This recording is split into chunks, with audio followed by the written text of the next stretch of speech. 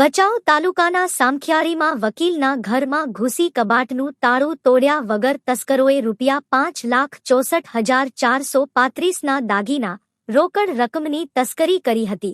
આ અંગે મળતી માહિતી મુજબ સામખિયાળીના શાંતિધામ વિસ્તાર ગાયત્રી કોમ્પ્લેક્ષની સામે રહી ભચાઉમાં રેવન્યુ વકીલાતની પ્રેક્ટિસ કરતાએ આ બનાવ અંગે પોલીસ મથકે ફરિયાદ નોંધાવી હતી. આ ફરિયાદી યુવાનના ઘરે કબાટમાં તેમના પત્ની, ભાભી, માતાના દાગીના રાખેલા હતા. ગત તારીખ 27/5ના તેમના પત્ની અંજાર ખાતે વાસ્તુ પ્રસંગમાં જતા મંગલસૂત્ર કાઢીને પહેર્યું હતું. બાદમાં ત્યાંથી પરત આવી મંગળસૂત્ર કબાટમાં મૂકી ચાવી પોતાની પાસે રાખી હતી. ફરિયાદીના પત્નીએ તારીખ 18/6ના પિયર જવાનું હોતા કબાટ ખોલતા તેમાંથી 5 દાગીના તથા રોકડ રકમ ગુમ જણાઈ હતી.